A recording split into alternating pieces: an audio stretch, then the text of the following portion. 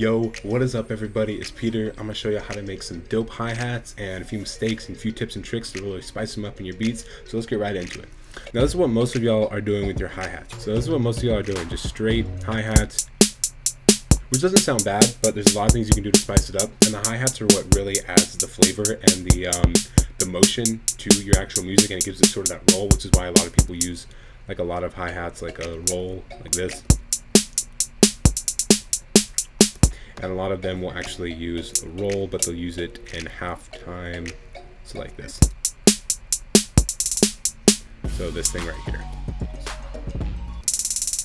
That. So yeah, that's cool and all. Don't go overboard with those. Those can get really annoying really quickly. But here's what y'all should be doing with your hi-hats. First thing you should be doing is pitching them.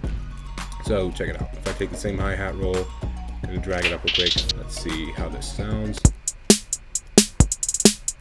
See how much better that sounds? It's also pitched. So if you're in a song key, so if you have chords underneath it, you know, you have like a C chord, you're gonna want this on C or whatever. And the cool thing is when you have the rolls, you can actually pitch them up, so it gives it sort of this motion like this, which sounds not great right here. Doesn't sound great because it's out of key, but gives it some more character. Another thing you can do is add lower hi-hat notes, so like lower pitched ones.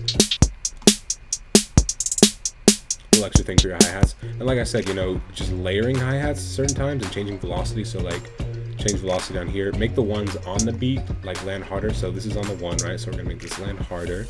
We're gonna go to the 1 on the 2, the 1 on the 3, the 1 on the 4, and we're gonna make those all land a bit harder. So it's like,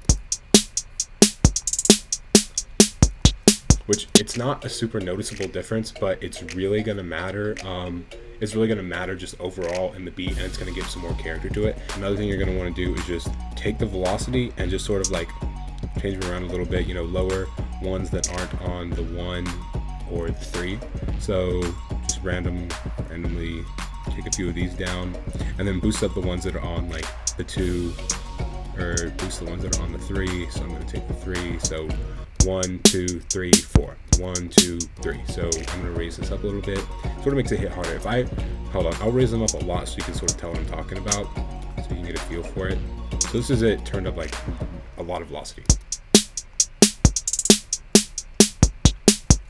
Like I said, not super noticeable, but coming out in the mix, it gives your hi-hats a lot of life. So another thing you want to do is add open hats. So we're using a closed hat right now, so I'm going to go ahead and open these open hats. I wouldn't use Logic's drums. They're not really good, but I'm just using them for this example. Usually I would import my own samples into the drum machine designer. See, adds that character. You can add them on the 3, or you can add them on the actual beat 3 of the 3, so it's like...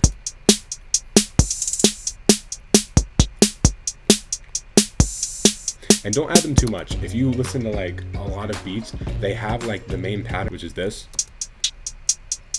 but they don't overfill it. You know, drums are supposed to be super simple. That's, you know, the main purpose of them. They're supposed to be almost as simple as possible because they're used to keep rhythm. So you don't want a bunch of crazy rhythms going out. Just something to watch out for when you're doing that. Another thing you can do is you can add swing to it.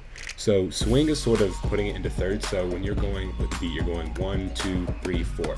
A triplet would be 1, 2, 3, 1, 2, 3. So if I add some swing to this, see how it separates the notes a little weird? We're gonna add triplet swing. And that's that thing how you can hear hi-hats. Sometimes they'll slow down, but they'll pick up because they'll go into a roll right after it. So if I did this, and then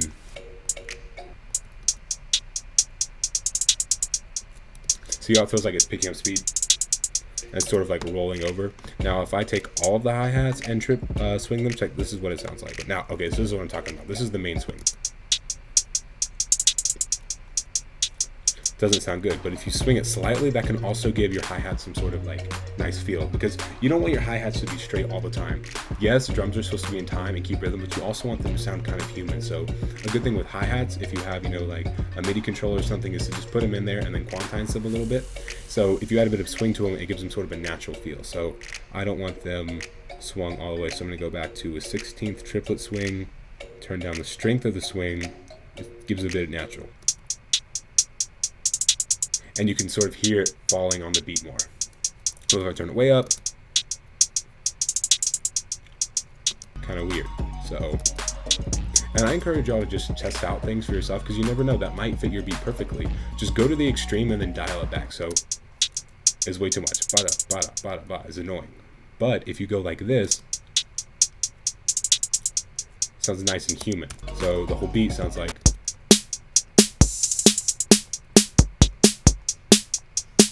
I'm gonna go ahead and add this over here real quick.